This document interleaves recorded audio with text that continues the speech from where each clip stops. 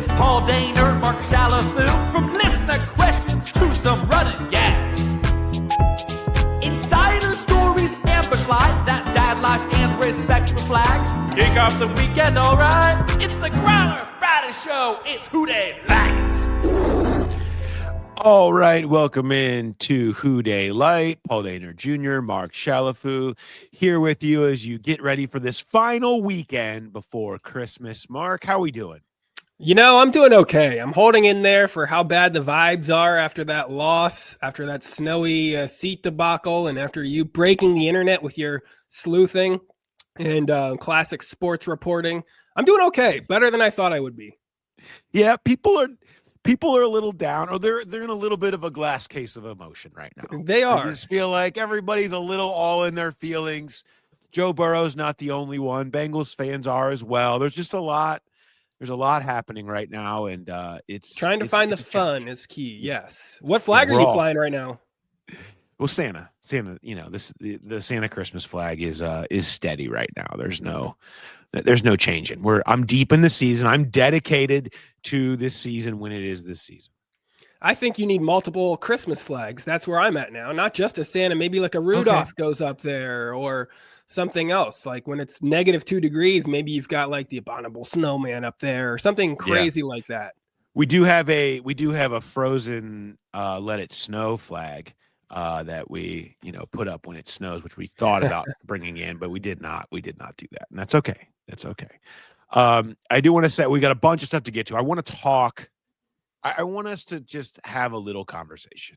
I just want all of us to come into the trust tree, in a safe space to talk about all of the stuff that has been going on this week that I've written, that we've talked about. You've heard Joe Burrow say, you've heard Zach Taylor say. I just want to kind of go a little bit into this. We'll do that. I want to make sure that we address that. And then we've got your questions. We have another raccoon event that we have to discuss in our raccoon Meth Raccoon story of the week, plus dad life and all of that. So a bunch of stuff to get to. You guys have flooded the inbox. What would we dictate as the vibes are right now? What do you think? They're kind of. It's Who Dey dark for sure. Yeah, but you know what? Like a lot of positivity before that Ravens game. I was shocked with how many people came out to the live show, even though it was like -8 degrees. People still trucked down there, and we had a great crowd for the Christmas show. So you guys are the real ones. Thank you guys for coming out and supporting that in such a big way. Yeah, that was awesome. Our next show at BetMGM will be before the game against the Cardinals. So same deal. We'll be down there at 10 o'clock. Got some more prizes. Going to be giving away tickets again if you want them. Some therapy, maybe. The tickets were the last thing off the top level giveaway board. Honestly, the bee in a bag went before the tickets did. We had a bandwagon fan win that top level prize. Somebody that admitted to being a bandwagon fan, and when presented with free tickets or the greater shipper, she took the greater shipper. Like that's a big sign that graders is great, but those are free tickets to an NFL game. Yeah. Much maybe higher retail price on those, or at least it used to be, not anymore. Yeah, I was gonna say, I think that speaks to the value of graders as much as anything. But yeah, so anyway, hope to see you guys down there. We're gonna be having a ton of fun. We'll talk about what's going on with the Bengals, get you the exclusive parlay boosts that we get you down there. This last one didn't go so well, but that's okay. Missed on all 3 legs in the last one. Get all the misses out at the same time. That's better than missing 1 leg on 3 different parlays. We got it all out of the way. We've cashed you guys a bunch this season. It's worth it to come down to the live show. We'll make some money next time. Yes, we hope to see you all down there. All right, let's get into the Bengals story of the week. I feel like the Bengals story of the week are probably we talked a little bit about the story that I wrote earlier this week on Tuesday that kind of landed a little bit like a nuke. Yeah. How's it feel just being the center, like main character energy for the week, and your stuff is like getting credited everywhere and reported about, the secondhand reporting, it's getting aggregated everywhere. How's that feel? I mean, it's what it's the job, right? But I don't like love it. I don't like live for main character energy. I'm happy to do it. I'm glad we were able to do it. You guys know I've said this and we've talked about this on here before. You guys ask a lot of questions about, attacking in press conferences and how the media should act in some people's mind or shouldn't or whatever. And then my answer is always, my job is to use whatever way I can to get you guys the answers that you want. And so I think that's kind of what this week is. Like, there's ways that you go about it that are not certainly peppering people in press conferences. Sometimes it is. Sometimes you have to ask Joe Burrow directly the question on everyone's mind. And so I was happy to be able to do that this week as well. So there's different ways to do it, but our job is just to get you guys the answers and have the questions asked that you guys want, that are on your mind. I hope that we were able to do it. That I am proud of. That I am very happy to say I feel like we accomplished this week. Yeah, it's always good to be breaking some news as a reporter. That is part of the job, even though you do great storytelling. And obviously you're not just a big splash guy, but it's good to make the big splashes. I did see somebody, it was the same reaction that I know you love. The one guy that was quote tweeting that and said or replied to one of those stories you were posting on social and did the classic, when is the media going to finally hold these people accountable and responsible? Duke and Katie and, these guys are the real problems. How come the media just lets them get away with it? I loved it. I always love that it's your job to be the one that is dragging Duke onto the podium and making him speak when he doesn't speak at all during the season. Yeah, I mean, I can't go into his office and pull him out by his collar to be in front of us.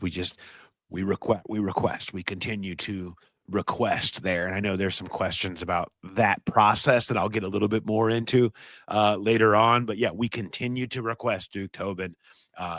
There will be times this offseason he will speak. The question at this point is just a matter of when. I know all of us would love to hear from Duke right as the season ends. We'll see where that goes. But in terms of this week, one last thing, because I know we talked a lot about the original story on Zach Taylor having 2 years left and it looking like there's all signs are kind of right now pointing towards a running it back year happening with definitely with Duke and even with Zach Taylor and Al Golden. Probably a little too much was made of the 2 years being left thing. I don't think it's some total impossibility that this team would move on from a coach that still has years remaining on a contract. They felt like that was the best way forward to win. Now, it's part of the puzzle, certainly. So I'm not saying it's not news. It's definitely news. But I think maybe a little too much was made of that in terms of the importance of it. But I understand why it's a big deal because we know the history here, and that's why it was in the story and is the way it is. And also, I know people get really sick of hearing about 2021 and 2022 from Zach Taylor and, the idea of just done it before, we can do it again, right? I will say, I don't think that they're dumber now. I do think there is something to a proof of concept. They were playing a different game is the concern. They were playing the rookie quarterback game. It's a lot easier game to play. But there were some of the same elements of that game that they have to play now. It's a team that hit on a bunch of free agents that had some productive draft picks in some high-profile spots. And so I do think that there is – I understand people this is a crutch being used. We heard Zach Taylor use it again on Wednesday in a very contentious press conference about, look, we've done it before. We can do it again. I believe in these people. I do think there is a real element to that here. And I do think that gets made fun of. It gets kicked to the side, but I don't think just because it hasn't gone perfectly in free agency and in the draft in the last few years. And we've talked about the changing notion, the changing vibe around the 23 draft lately. That just because it hasn't been perfect, that they're incapable of doing what was a really great multi-year run to build that roster. It is harder. It is a different game, but I think that I don't think that should be as I don't know what the word for it would be, as kind of thrown aside as it is. I think part of it is that people are just so fed up with where things are right now. And that's the only thing that can change is the head coach, probably. They know that really the problem, you got to change how you do things from the ownership level. And you probably need a real GM to do some of these things you're talking about, hitting on free agents and drafts. Like, yeah, that's obviously going to change things. Zach Taylor could coach fine in 21 and they won games. But I mean, right now they know nothing else is going to change. Yeah. So I think that's part of what it is. Like, give us something. Oh, absolutely. Give us something and change defensive coordinators. Yeah, like that. What did that do this year? Like, if you still have not enough talent, like it doesn't matter which coach it is. Lou Anarumo's getting some, consideration for openings as head coaches and stuff. Like his name's being tossed around. So clearly it's not like a coordinator issue, but I think that's the easiest thing to get fed up about because it's the easiest thing to change. From a fan perspective, because nothing else is, they're not going to sell the team. And it, from all the sound of it, it doesn't sound like Duke Tobin is really in the chopping block as much as people yearn for that desperately to get a real voice in there and actually, hit on some of these draft picks and not have drafts like Jermaine Burton going in the third round and McKinley Jackson going, you need to hit on more of those picks. But obviously it's going to be just general frustration that like nothing is going to be different, even though like we said on the show, it's not impossible for them to fix the defense. It's not that hard, really. I don't think so. It's not that hard. Now it has been hard for them.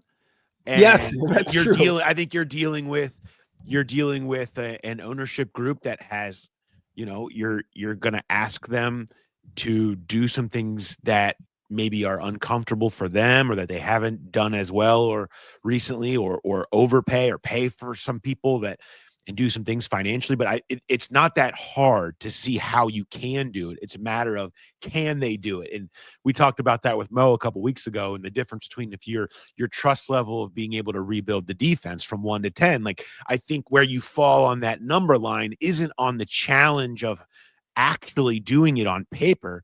It's your trust level that they can actually do it is where your number falls. And that's kind of where it is. And I think that because it does sort of point towards free agency this year, this isn't going to be fixed with more youth.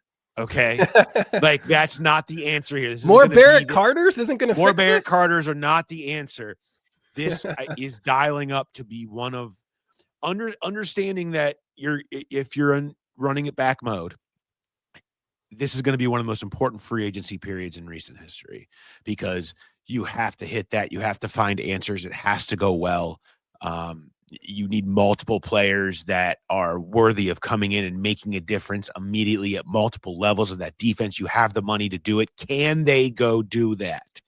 Or will they be asleep at the wheel like they were last year at free agency? And we're back to Marco Wilson Tuesday again. Like, that's kind of the biggest thing to keep in mind in terms of, I've seen something that I've loved that Austin Elmore and Mo, our good friends at 1530, have been talking about. And that is, okay, if the people aren't going to change, the process needs to change somehow. And I think that's going to be the thing that is going to have to be part of the conversation in January is, okay, if the people here are all the same, how is the process of what they're doing going to change? And I think it has to, if you're going to lean back on the crutch, if you're going to go back to 2020 and 21 and you're feeling those vibes of coming off the 20 season despite Burrow's injury and feeling like things could trend in the right direction and show up and really storm the scene in 2021, then your offseason has to replicate that. Your free agency has to show that urgency and aggression.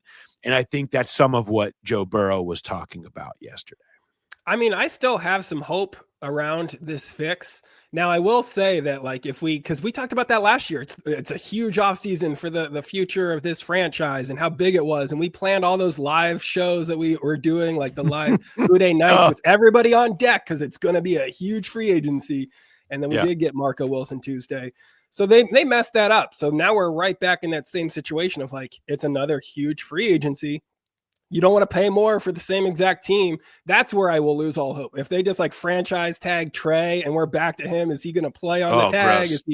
Is he not? He's not part of training. If we do literally the exact same thing, that's where I'm jumping off a cliff. Yeah, the show won't exist anymore. There'll just be me on the news standing on the bridge if they franchise tag Trey. I mean, I think that's what it is. Right. And do usually I tell else. you guys to get off the bridge. I'm going to have to ask for you to turn the tables and help me if that happens. Okay, I want to talk about Burrow.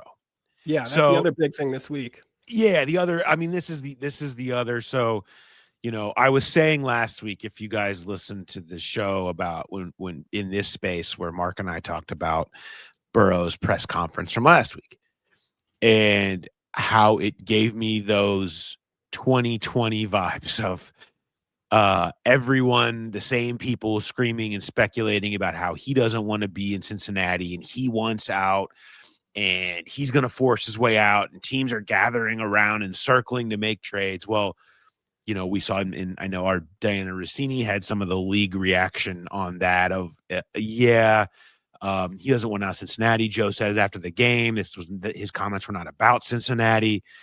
But the thing that I went back to and said last week is it's the same thing as at that combine where I needed to stand in front of Joe Burrow and just double check to shut up all the constant speculation. Like, Bengals draft you, you're coming to Cincinnati playing, right? And he said yes.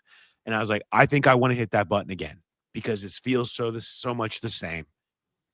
It's time to just shut up the speculation. Let's ask the man directly at the podium, assuming you're going to be here next year. Let's be specific. I don't want to be talking generally or if you think or maybe or could. I want to start with specifics. And so that was my question. Is there any world where you don't see yourself being back here as the quarterback of the Bengals next year? And he said, no, I'm going to be the quarterback of the Bengals next year. Okay, can we end that part now? Like, can we stop that part? Like, it was the same kind of feeling. Now, what followed was, can you see yourself playing anywhere else? And he said, I think about a lot of things. Okay, now it's all wide open and gets everybody talking. Here's the thing about this. And again, like I said, I want everybody to come into this safe space, and we're just talking this out now. Okay? Remember last year when we heard Joe talking about T is a need, and Jamar is a need, and Mike G's a need, and got to get Trey back. It was very public, forceful pushing of the front office. I think what we've seen the last 2 weeks is just a little bit more subtle pushing of the front office and putting out there, I'm not super happy right now. Okay. And I thought, the line of we have to think outside the box and get creative about where we go from here. That was his quote yesterday. Stood out to me. I'm not super happy. I think we need to think about where we go from here because, quote, what we've been doing hasn't worked the last couple of years. It's Joe's way of saying, I'm not going to beat you over the head with we need to do X, Y, and Z. He clearly has his thoughts on what some of those things could be and didn't want to get specific with us.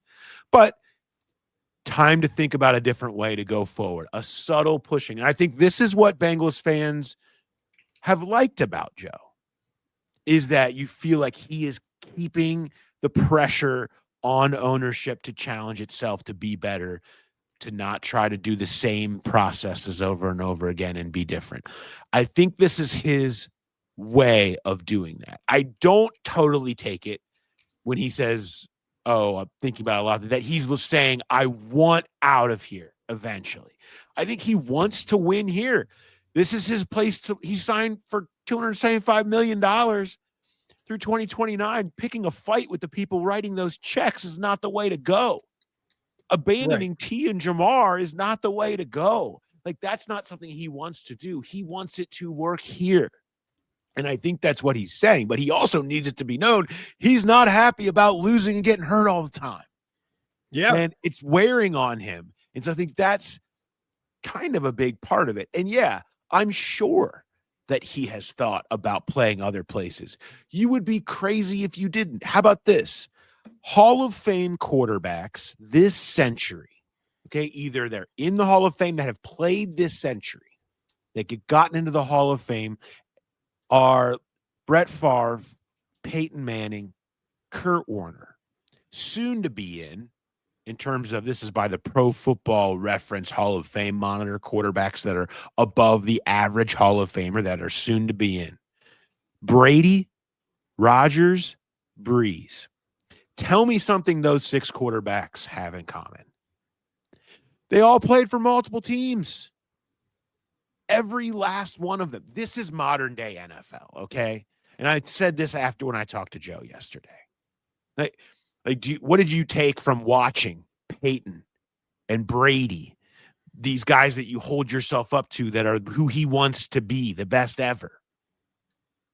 Crazy things happen is what he said to that. But yeah, this is the NFL, man. Peyton Manning ends up leaving Indianapolis. Tom Brady ends up in Tampa and wins a ring. Like, yes, I'm sure that doesn't mean that he wants out of Cincinnati. Right now, he wants to be here. He's going to be here next year. He is pushing ownership to help things be different here.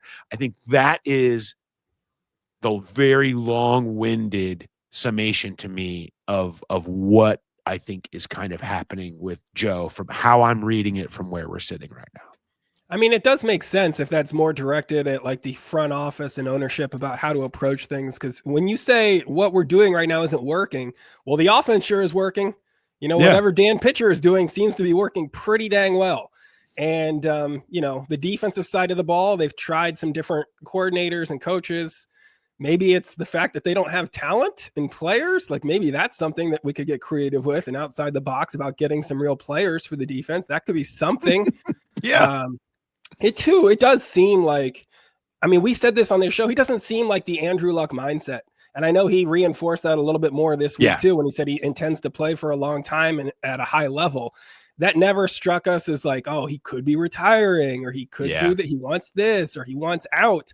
Like we have said that even last week, even before this press conference, about just how like we thought he wanted to be here and he wasn't going to retire and all of that because they signed his buddies. They did this and he had his chance. If he didn't want to sign a big contract with Cincinnati, he could have done it somewhere else and whatever. I don't think that that's as big of a concern, but like, I think at this point too, you need something to talk about with this team. Like you look at the national reaction, they're not getting anything else from Cincinnati the rest of the season.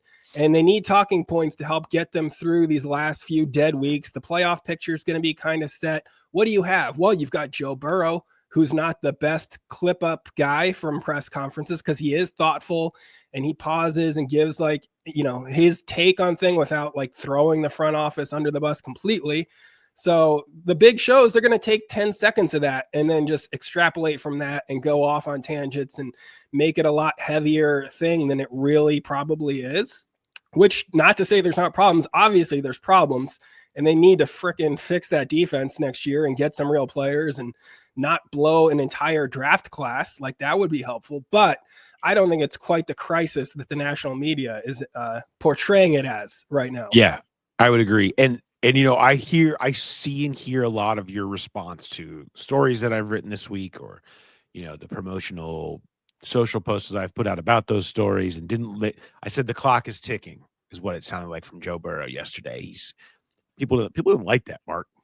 No, people felt like I think there was a feeling I saw, oh, we're trying to run Joe Burrow out of town. Let me tell you what, Joe Burrow doesn't even really want to talk to many of us in the locker room. We certainly are not running him out of town. Okay. If he wants to leave, it won't have a damn thing to do with what we say or do. Okay. We're just trying to tell you what's going on in there. So that's, first of all, that's crazy to even see that suggestion. The other thing is the clock is ticking, not because he isn't contractually tied to Cincinnati. Of course he is. Of course he is. He has all this guaranteed money. The Bengals aren't going to want to give it up. We've seen how that show can play out. The bottom line is this is about happiness. This is about a happy Joe Burrow winning in Cincinnati makes everything sing for a decade plus. Yes. It makes it all go. We will wipe the snow off our seats if you just win football games. If Joe Burrow's happy and winning, you're not going to see any snow or ice on a single seat, right? Mm-hmm. Everything is dependent on that. free agents wanting to come here, it becoming this sustainable product you want it to be, having your guy, not having to go back into the quarterback wilderness, like all of those things that everyone has imagined the Joe Burrow era being are dependent on them winning and him being happy. And I think those are the two same things. And it's time for this Bengals organization to build up this team around Joe as he has helped lift them up in the first place, to help get them back to that place. And so to me, that's what this is about. The clock ticking, what you're hearing from Joe is about everybody wants them to win here and for him to be happy with that. And that is show that we can do things differently, can hit on some of these free agents, have a good defense, put a team around Joe where he doesn't have to be perfect every week, and create that longevity, that sustainability, the ability to build a dynasty, right? Like the Chiefs did around Mahomes, like we've seen Brady do over the years. It is absolutely on Joe to put up or shut up as well. Stay healthy, perform at a high level, overcome a roster that is dealing with his cap hit being enormous, right? That's part of it too. But I do think, you can't have stretches that look and feel like this and not think that it won't eventually cause him to go to a darker place. Now, what that would do or look like, I don't think anybody wants to think about that. No one wants to think about uttering the phrase Carson Palmer again, but you end up there in a year or two or whatever, specifically probably once Jamar and T's money changes, where all of a sudden things would look and feel different. That said, I think everybody wants the same things right now. Everybody wants the exact same things right now, and everybody's trying to help get them done. And I think that's what we've seen from Joe Burrow, and I think that's what we're seeing from the Bengals organization right now and the way that they're approaching the fallout from this year. And I do think that's why I'm not quite as hopeless as a lot of fans have been in the wake of your story. I've seen those replies to your stuff too, and there's some dire reactions to that. Just the fact that, like, all right, if it is Zach Taylor and Al Golden again, like, I don't know about Al, but I've seen Al win at Notre Dame. Zach Taylor has coached fine for this team, even if he's not your favorite coach. Like, that can happen as long as they get some defense. Like, that's what it boils down to, is like, can Joe Burrow get them to change, how they approach free agency or the draft, or can he? Maybe not, but at least that's kind of what you're focused on, more than like, is he going to demand a trade this offseason or retire from the game? Like, those things aren't happening. But what you've laid out there, like Joe Burrow trying to gently get them to change, is kind of what we have to watch. And if there is the trade request, like, he seems like a guy that it would happen a year later than it probably should have with most quarterbacks. Like, he's not I don't want to even speculate on that. That's why I like the idea of let's go year to year right now. I just think so much changes in a year. So much changes in a year. So I think that's where I'm at with it. But you can win in 26 is where I'm at. Absolutely. I think you can. Even with the same crew in honestly, place. Like, it is mind-boggling to me to think that this team couldn't go win huge in 2026. That people really think that. Yeah. I don't. I mean, when you look at the pieces they have placed on offense and the money they have available to go help and fix the defense, it's like crazy to say you don't think they could go win big in 2026. That's crazy. Yeah, absolutely, I know they could. There's some players that we don't like here. Like, we get a lot of emails about Geno Stone and Barrett Carter. Every team that's bad has that. I mean, there's some guys to build around too. So you're not starting at 0.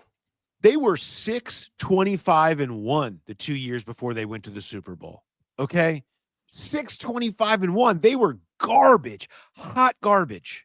Okay, and they went out and they went to the suit. They had the 2 best years in franchise history right after that. Okay, that is crazy to think that, oh, yeah, they can't turn it around. Of course they can. Will they? Again, that's the spectrum.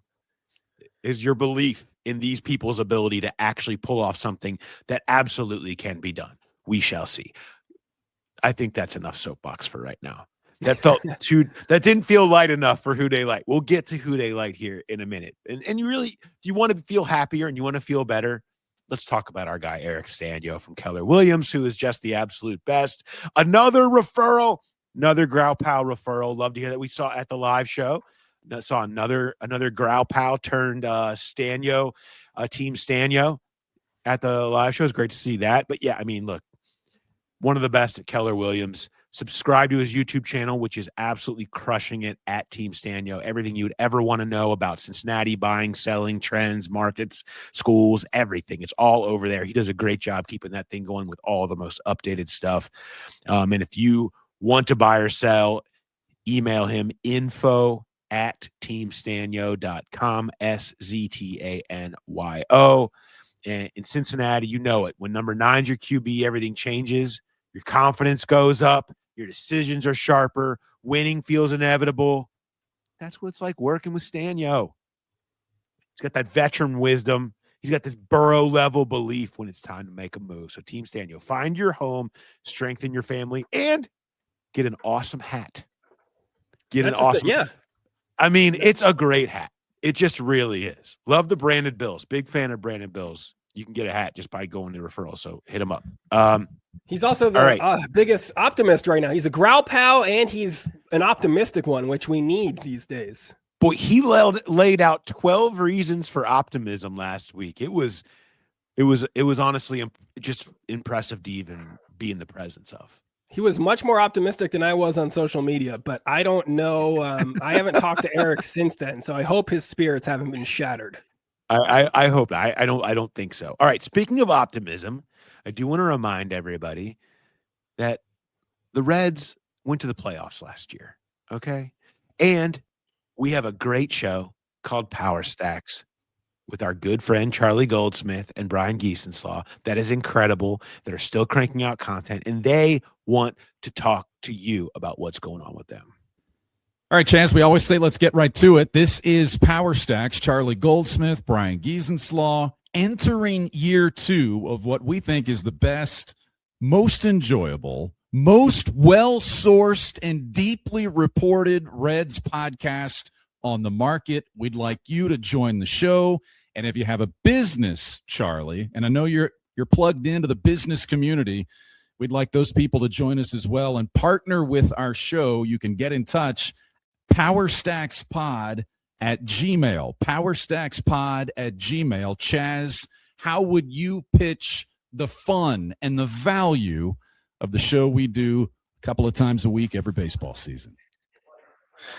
Well, let's just say as we're recording this right now, I'm here recording this from Orlando at the MLBGM meetings, where I can tell you the league source, not with the Reds, told me that Brian Giesenslaw is the best co-host I could possibly ask for. That's a true story. Happened in the lobby yesterday, and it's a fun, thrilling, exciting, passionate, loyal community that we get to be a part of here, following the Reds every single day. I'll hit the bell for that, and I'll also share, since we're sharing compliments, rising media star across a multitude of media outlets. That's Charlie Goldsmith. We do it on Power Stacks, and we'd love for you to join us. Hit us up at PowerStacksPod@gmail, and we look forward to seeing you as the Reds head into spring training and a new season at Great American Ballpark.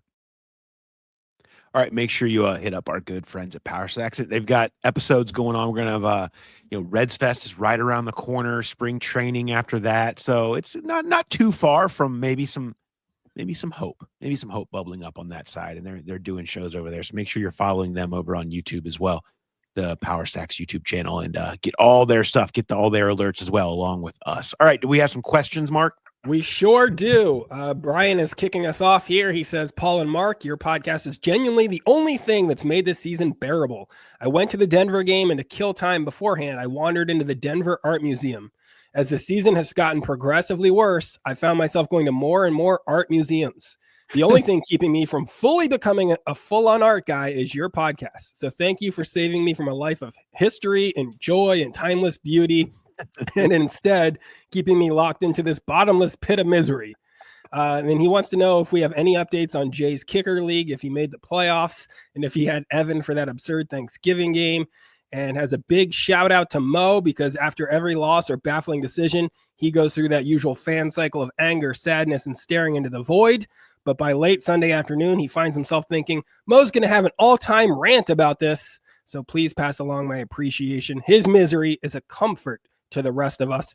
Looking forward to another deeply frustrating 2026 season, but grateful to have you guys taking us through it. That's how dire this has gotten for some fans. This ownership is driving people to art. To art. You got to do something. Sign some real defensive players. Like this is outrageous. Art. No, we can't have this. Although I'm a big fan. If you're going to go, maybe I don't know if the Bengals are playing the Bucks in Tampa at any point next year in the preseason or regular season. Big fan of the Salvador Dali Museum in Tampa. If you want something, if you're looking for something, if next year's season goes poorly, just keep that in mind that you can go check that out. I'll say this: maybe the Bengals should lean into this. They should install an art museum instead of like club seats or a Hall of Fame or something in their new renovations. Something that people can go to, take their mind off things, and lean into the beauty of art. Maybe this is something to add. Just add a little museum with maybe just some of the magic eyes or something like that. You remember those 3D arts from when we were kids? You stare at it. Even just so people just can stare into the abyss that way, but then they actually see something at the end. Yeah, you learn something about yourself. If you don't want to clean the snow and ice off your seat, go wander through the art museum in the stadium. Like that's a good alternative right there. Maybe they should lean into it. We might have fixed something. Jay's Kicker League. He said he never got into the Kicker League. He couldn't find a way to get into one, so he was sad about that. He ended up in some kind of a guillotine league where essentially the worst scoring team each week is eliminated and all their players are put back into the free agent pool. And that's you try fun. to see who. Yeah, it seemed pretty fun. It was apparently sponsored by Liquid Death, who when you lose and get eliminated, an actual guillotine comes over a version of your face and chops it in half, and then they punt your face through field goal posts and there's blood everywhere, which seemed a little aggressive for a water company. Yeah. But hey, it does sound like a fun league. So that was Jay's update on the Kicker League. This next one's from Bruce. He says, at his press conference, Zach said he thought the Bengals hit on all 6 draft picks this year. Stewart has barely played, and when he has, well, the linebackers have gone from absolutely dreadful to just awful. Rivers was drafted as a tackle, moved to a guard, and then benched. Brooks can't beat out a 30-year-old Pirine. Doesn't Zach undermine his credibility a little bit by making statements like that?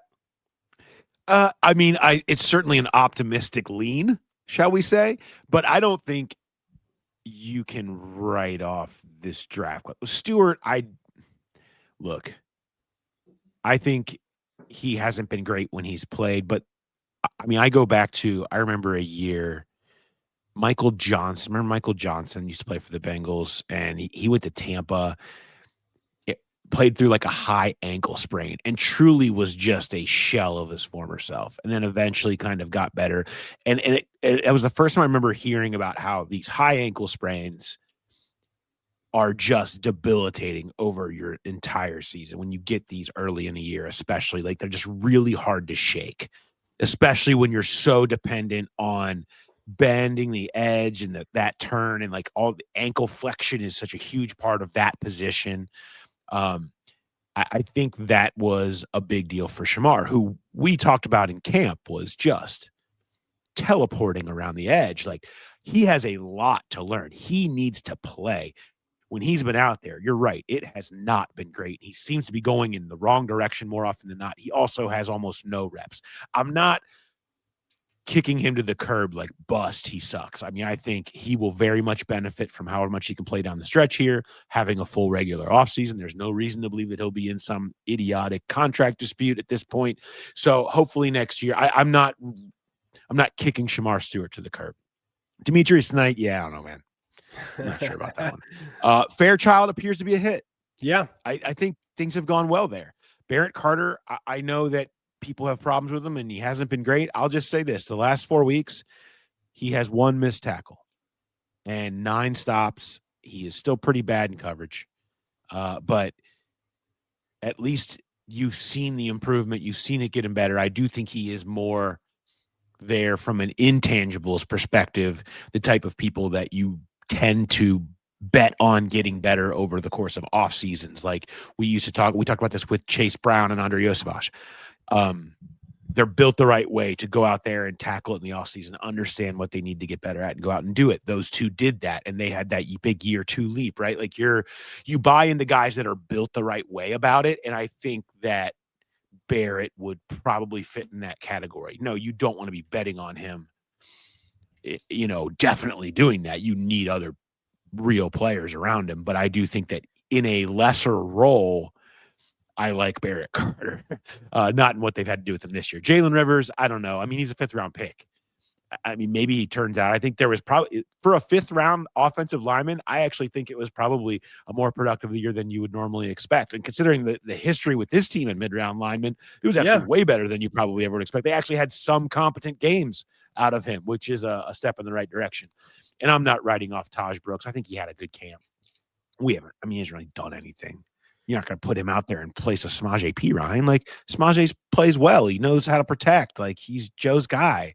I don't know in what world you would think Taj Brooks would beat out Samaje Perine. So I'm not giving up on that yet. I mean, he did look good in camp. I don't think you can make a judgment call, and it's a 6th-round pick. So I don't know. I'm not destroying this draft class right now, if that's what you're saying. But yeah, I think there was an optimistic lean, which you would expect from a head coach who's going to need those guys next year. I mean, honestly, some of these picks, like you look at Fairchild and Rivers, how much did we talk about Cody Ford before the season and how he was like the backup at every position?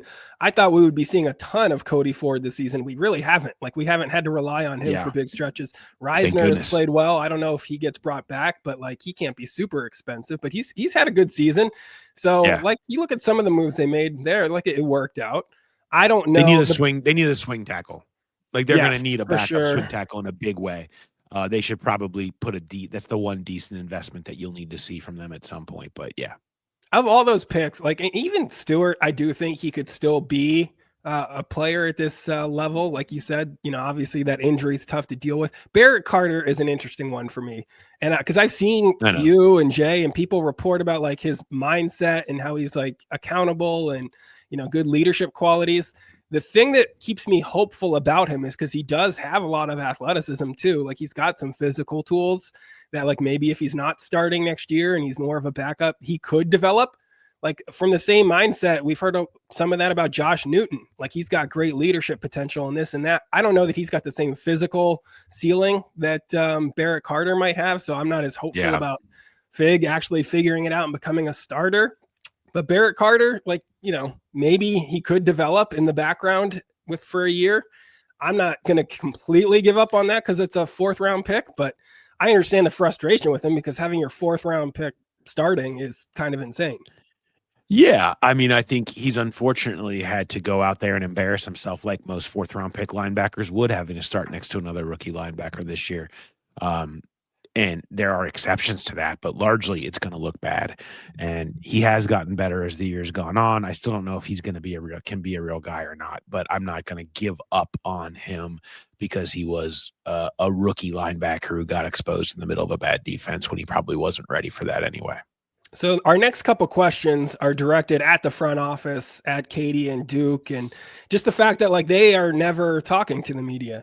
And, so they want to know how come they can't be forced to address some of that stuff and some of the PFWA guidelines, make it clear that Katie should have to speak twice a year. And just basically around the whole theme that it's not fair for Zach Taylor to have to answer some of these GM questions. Somebody should be a little bit more accountable when things come out like the Ring of Honor story, the Snow story, like things like that deserve a response from this organization that don't really get one. Or the Zach Moss stuff from this week was another big one that people brought up that the front office should answer for. What do you make of all of those? Yeah, so I'll just start with the idea of the guidelines with the Pro Football Writers and the teams and where that's at. Teams do not have to put someone from their top of their organization specifically out there after the season ends. Now, somebody has to, but that can be a head coach. Like that can count. So when they have what they've done here, which is that whether it was Marvin in those days or Zach Taylor now, go out and speak at the end of the regular season, that checks that box. Now, just to recap for people, the schedule of how the Bengals have done their availabilities traditionally is you have the head coach right after the season ends. And then in Mobile, which is late January, Duke Tobin has spoken there. And also at the Combine, where Duke speaks there, which is late February. Zach Taylor speaks there as well. And then you get to the owners' meetings in late March. You have Zach Taylor speaks there again. Katie Blackburn speaks there. It's the only time a year that she talks is there at the league meetings. Duke will speak pre-draft, which is a month after that. And usually after the draft, as those of you that listen to the podcast know, that the scouts and Duke are available. If you've read stories that I've written about draft recaps over the years, you hear those voices, you see them. You've heard Potts on our show that we do every year. Though they're out there then. And then obviously Mock Turtle Soup, right before the season starts, Mike and Duke are both available at those. That's it. In season, they want Zach to be their voice. That's what they want. They're not mandated to do any more than that. A lot of teams do have their GMs and stuff speak during the bye week. I saw less of that this year than in previous years. I think the big one for me, I don't have a huge problem with the schedule. I love for them to be available mid-season after the trade deadline? Absolutely. I do. I think there's value in that. I do. I think there's something to going out there and speaking in the middle of a season to give a different voice on questions that Zach can't answer. I do think there's value in that. I would love to see that. There is no mandate about that. So, that would be on them to decide they're going to do a little more than the minimum in that regard to try to connect to fans. But I also understand that I'm sure that Duke doesn't want to feel like he's going out there and being asked to rip on players midseason, and because you're going to get pressed on that stuff. So I get them wanting to have Zach as their voice in season. The problem that, and you all know, talked about this consistently, talked about it last year. We made a big deal about it last year. Not having Duke Tobin speaking right after the season ends here in Cincinnati, to me, is a misplay. And we continue to request for that. We want that because right when the season ends is the time to address this stuff and move on. You shouldn't have to be like, oh, someone's got to go travel down to Mobile, Alabama. And it's just, no, you have a podium with a microphone in your house. You can invite the Cincinnati media to come in, and you can speak to your fans directly in a controlled environment that everybody can see and do, the same way that Joe Burrow does after games, the same way that Jamar Chase does every week, the same way that Zach Taylor does 3-4 times a week, right? To me, that's the one. The rest of it, yeah, I would love every availability you have to have. They do meet the guidelines of that, and in some cases do more. That's the one to me, that when the season ends, people want answers. And I think there's an opportunity there where that's where that should be. We'll see what happens this year. We will continue to request that as we have. We do have a couple Joe Burrow questions.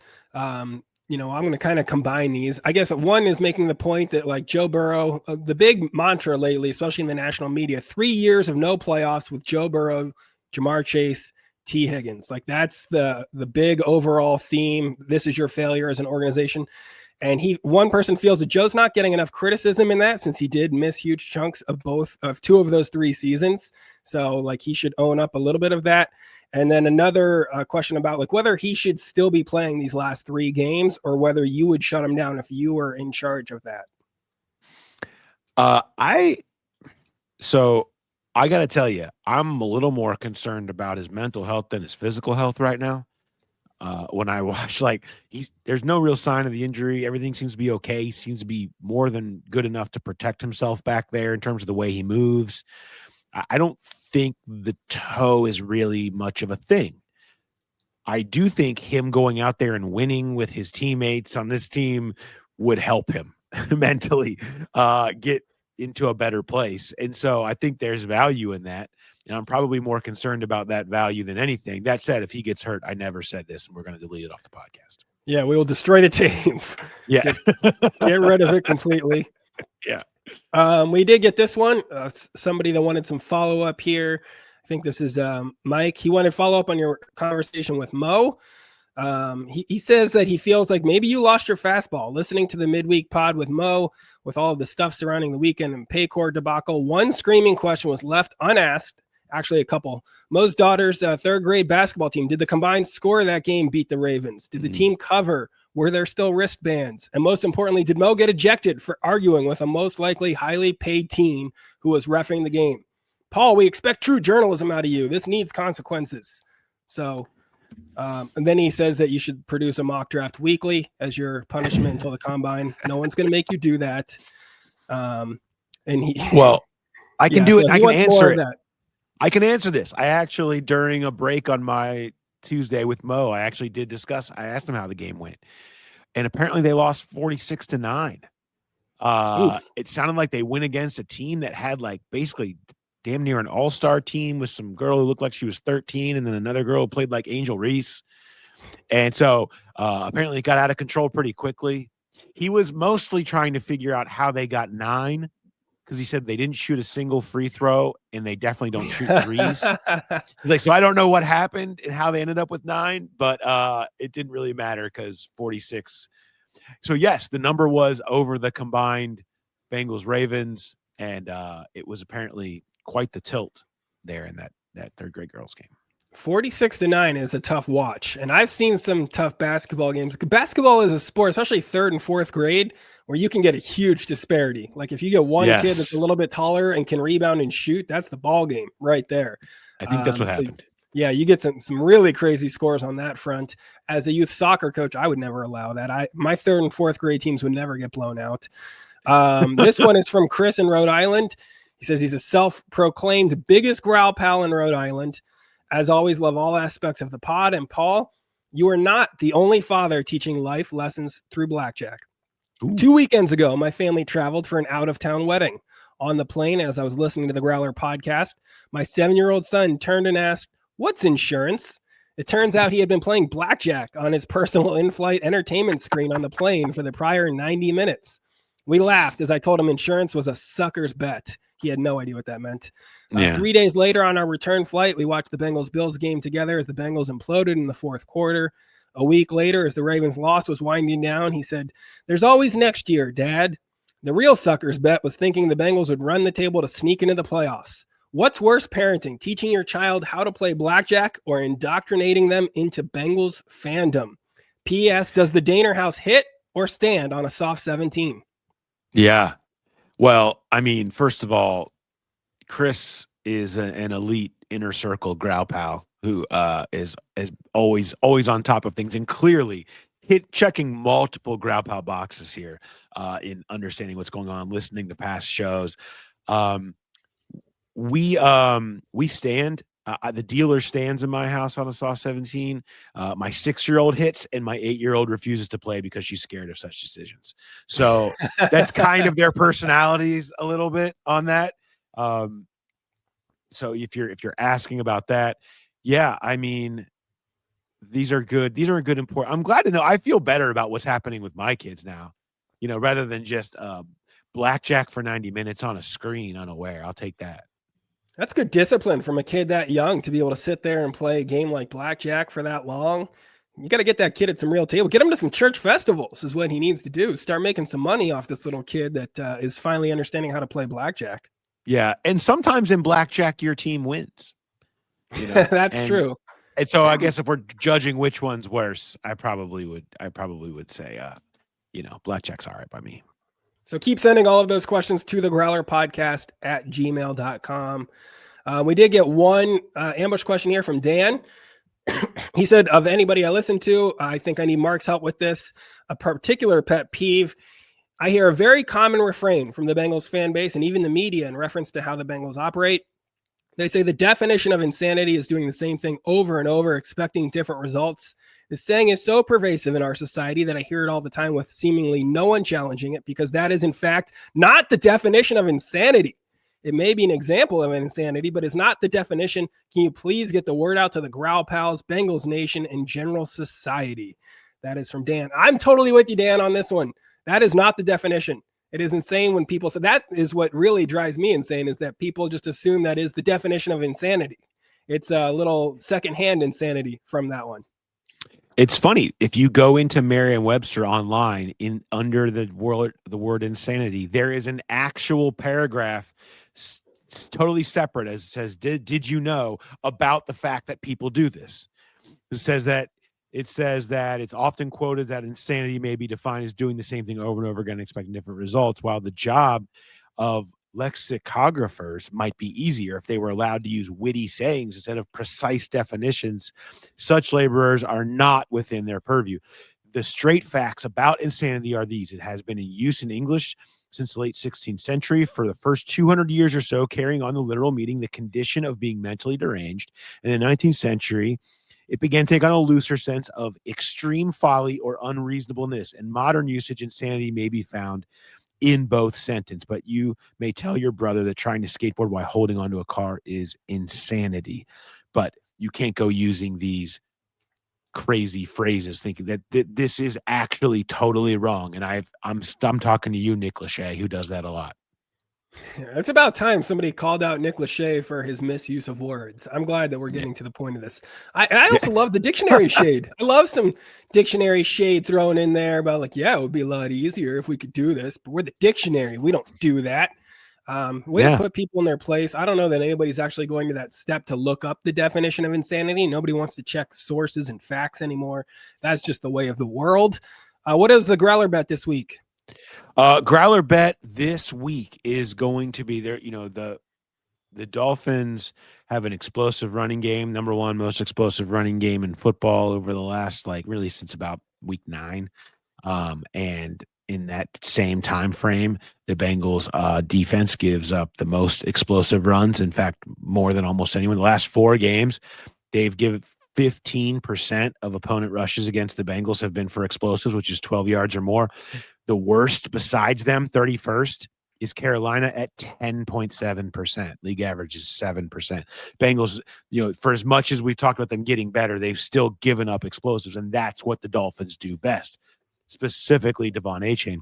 So that leads us to the Growler bet in this one, and that is the time of the first explosive run for Devon Achane in this one. So time of the first explosive run against the Bengals in this game. So give us the time. I'm going to give 3 seconds of buffer in each direction, which I think is kind by me.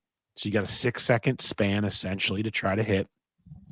Time of the first run of at least 12 yards by him against the Bengals. So send that in to us. And free drinks can be yours. The Growler podcast at gmail.com. Hit us up.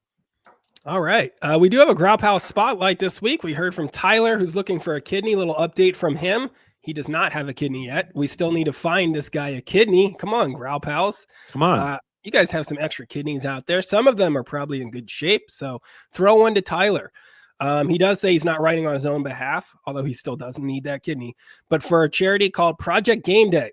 For the past 2 seasons, this group has been choosing an honoree for each Bengals home game to give at least 2 tickets and hosting a tailgate in their honor with plenty of food and drinks, and then some cash to spend on concessions during the game. These people that they choose are typically like children and adults battling serious illness, adults with mental disabilities, military vets, etc. He said, unbeknownst to me, a friend of mine submitted me to them, and they selected me for the home Thursday night game against Pittsburgh. They gave me 4 club-level tickets, had plenty of pizza, wings, and beer at the tailgate, and seemed to genuinely really care about what I was going through and wanted to help me find a donor. It may seem like kind of a silly thing to highlight a charity that sends people to NFL games, but as somebody who's managing my own care while going through treatment, I almost never have the time or energy to plan fun things for myself to do. I'm sure the same is true for caregivers of children and adults who are dealing with tough situations. So when somebody says, hey, enjoy a day out on us, all the logistics are taken care of. You just have to show up and have fun. It actually feels very meaningful. Project Game Day does have a website, but they're more active on socials. And we will give them a shout out on our Growler podcast socials. If you want to support them in their cause, you can find their stuff there. I do think that's a worthwhile thing. You don't need to denigrate that at all. Like helping people going through a tough situation, that is something that should be recognized. Love it. Great job. Great work that they're doing there. Really cool stuff connected to love and football. So I love it. It's awesome. Yeah. Look for the links in the show notes and everywhere else that you see this podcast. We'll make sure to get that out there. Support them. It's awesome. We have another raccoon story this week.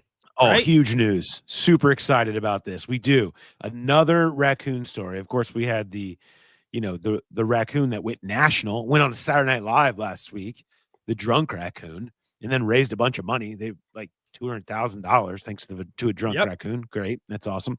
This week in Lake Geneva, Wisconsin, Guests dining at one of Grand Geneva Resort's restaurants got an unexpected and unwelcome surprise Sunday night when a raccoon fell into the dining room and bit a customer. That's not good.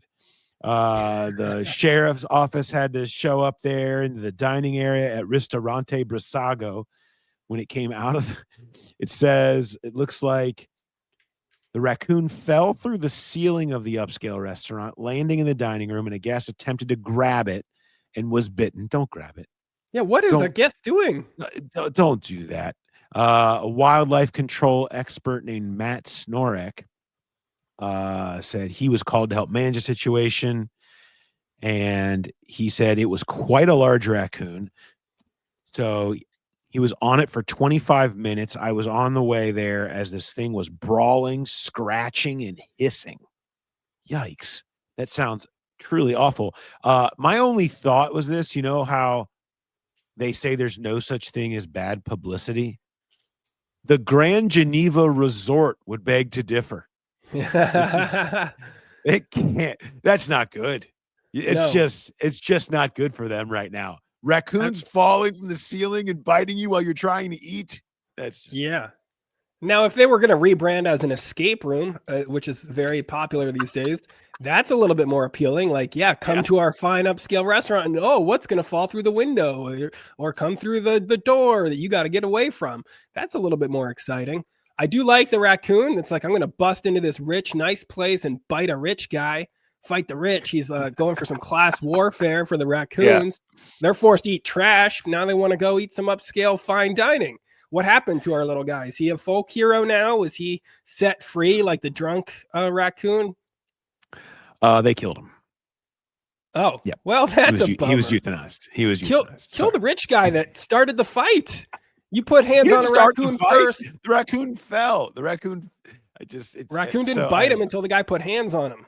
Then it's just both parties are at blame. If you're going to put one down, put both down. That's where I stand. I love the idea of an escape room. See if you can get out of here in 30 minutes without rabies. We'll see what kind of animal comes out for your journey. Oh, amazing. Are you doing the hometown show this weekend, right? Yes. Big Friday night in Loveland. Loveland home show.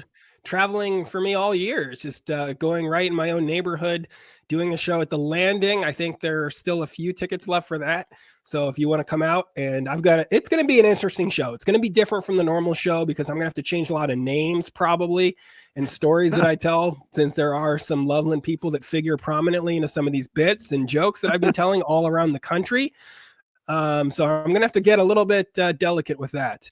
And then I'm at Commonwealth Comedy Club in Cincinnati on January 3rd. That's the next big Cincinnati show at a proper comedy club. Buy tickets to that, local Growl Pals. We're going to have fun on that show. I'm in Wisconsin right after Christmas at Appleton. And then I'm coming in January to Michigan, Florida, Indiana, Iowa, and Tennessee. Those are all up on my website, markshalafu.com. You might recognize Mark beyond just from this show, from his tweet landing on Channel 12 this week. I know one of your tweets ended up being showcased by our good friends over at Local 12 as they were going over some of the snow debacle stuff, right? Yes, that's our bit. We get my tweets. That's an exclusive for our show. My wife got a text from somebody on Monday morning like, hey, they just showed Mark's tweet on the news. And that's not a text that you want to get as a family member. You know, like you don't want to be like, hey, your husband, they're talking about him on the news because of his tweets that he put out after 3 beers in the second quarter of the game. Like, that's not what I really want to showcase on the next morning's news broadcast. But here we are. I did skip over this on accident earlier. Can I read through some of my favorites from you this past weekend?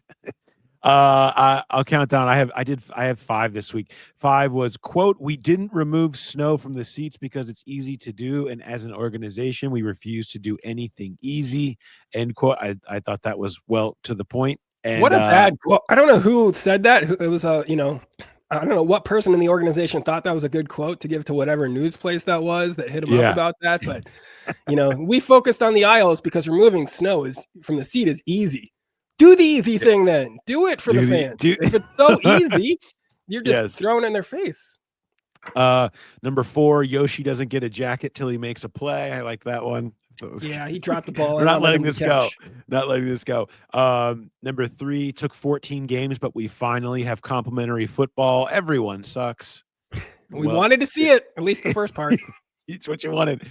The next one, quote, the Bengals don't care about winning is the new quote. The Bengals are cheap.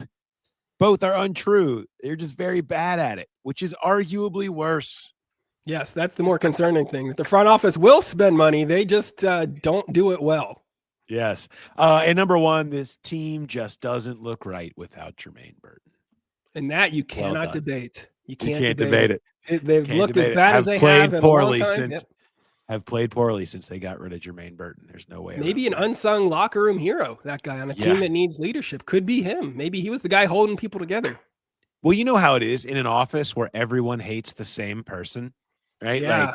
Like it's a uniter. It brings people together, like how much they dislike Bob, right? Like that's what gets people talking, having happy hours and laughs. And maybe that's what it was. Jermaine's gone and now they don't know what to talk about anymore. Yeah, you can bond over that one coworker. Oh, Tracy's making fish in the microwave again, and everyone gets to hate her for a while. That is so cathartic and fun. And then once Tracy's gone, you just have to be like, oh, gosh, what am I even doing at this job? Why am I in this cubicle? I got to find a way to make this fun again. Yeah. Do you have dad life for me? I do. So this time of year, it's obviously very exciting. A lot of holiday activity going on. My biggest problem that I'm dealing with, though, is my oldest child is in 7th grade and she's in honors math. I was very proud of that until I learned that it really means that we are in honors math. I was not prepared for that. I have to help her with homework and she'll like come to me and she's like, hey, how do we divide decimals? I'm like, we don't. That's it. Like you ask ChatGPT. That's what we do in this household. There's your homework help. But what I've learned is the biggest problem from honors math is the fact that she is very good at adding up numbers and she is keeping score when it comes to things that we are spending on the other kids. She'd be like, oh, how much was my sister's gymnastics camp that you just put her in? That was like $600, wasn't it? So you're telling me I can't spend $5 on this Roblox game? It doesn't quite seem to add up.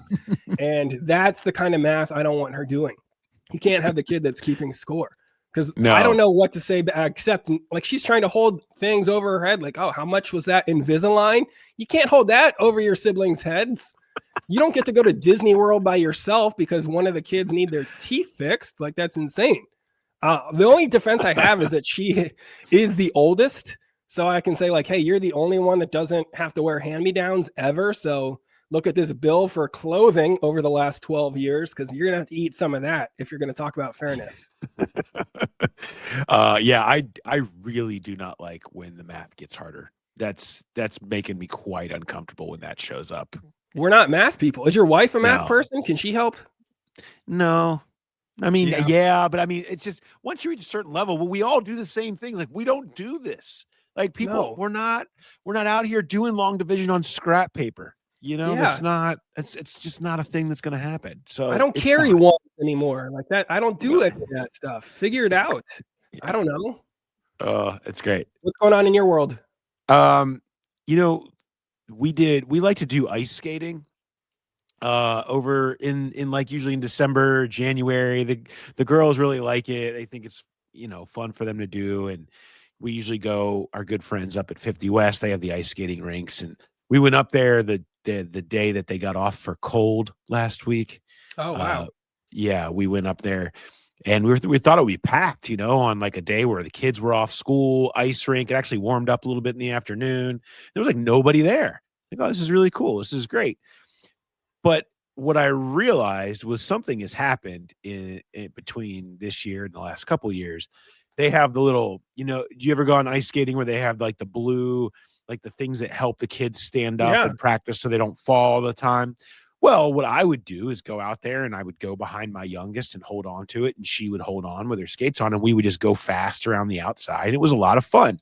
Like that was what we did. Now she's getting good enough that she wants to go on by herself and be independent and try doing it herself, which made me quickly realize I'm not good at this. And I don't, and I'm out here like having a harder time. Like, oh my gosh, I haven't actually gone out and tried to ice skate myself really. Because every time I've come, I've just been holding on to the little thing that holds you up because I just use it to push her around. And I'm like, man, I've had 2 back surgeries. I'm 45 years old, 1 wrong fall here, and like something bad could happen. So now I'm like nervous out there. I kind of looked exactly like her, going around slowly around the outside, holding on to the side wall. And I'm right behind her, hobbling around on the outside, holding on to the side wall. I started to get a little more confident once I got out there a little bit, but it had been a while. And it's just you can really hurt yourself. You really can. You really can ice skating. And that's why I'm just not kind of like a little out. Like I'm now going to be like, you go out there, you do your thing. I'll watch. And I'll go out there if you hurt yourself. That's a much better approach than you trying just to find other little kids that you can help that you're not related to. Like, oh, there's a 3-year-old. I'll show you how this is done. I'll push you around. Right. Yeah. And you're right. You can get really hurt on those things. I played high school hockey. And so I have, 6-7 years of hockey experience. I can still skate pretty well. But when I take the kids skating, we're zipping around, and you always see adults that like take some hard falls because they just think they're a little bit better than they are. And once you start to lose your footing, you look like a cartoon as you just stomp, fall. And that is not an easy fall to take. So we cannot lose you to the ice. No, and the thing about adults is that we have a hard time getting up out of the couch, right? Yeah. Much less off ice is a really hard thing to do for us to get up. And so none of it's good. None of it's good. I'm just, now that they're out there kind of doing it themselves, I think I'm just gonna hang out on the bench on the side at this point and have a beer.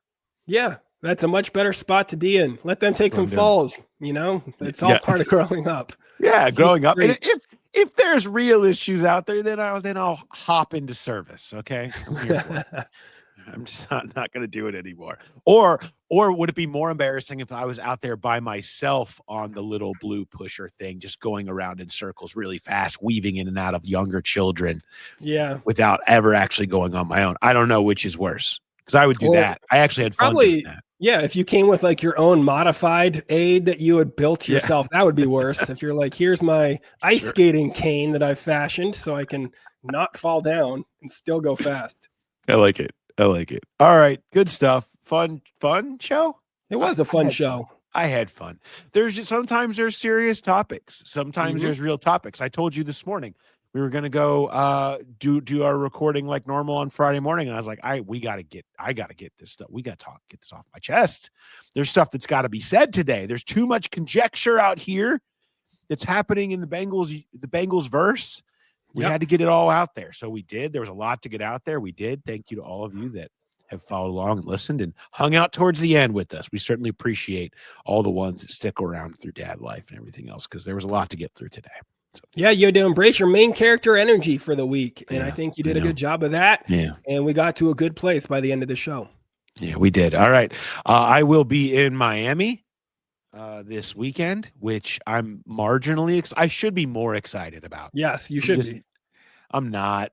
I feel like it puts me more behind with everything that's happening back here at home when Christmas is this close. I'm already feel behind. And then you just like, you're kind of down there and you're just a bunch of travel. But that said, it will be 81 degrees there and my hotel has a pool, and I think I'm going to take a nice little book and we're going to just decompress a little bit. So it won't be all bad. Real tough. Like I'm looking at my January, I'm going to the middle of Michigan one week and then Tampa the next. And I think I know which one I'm more excited about.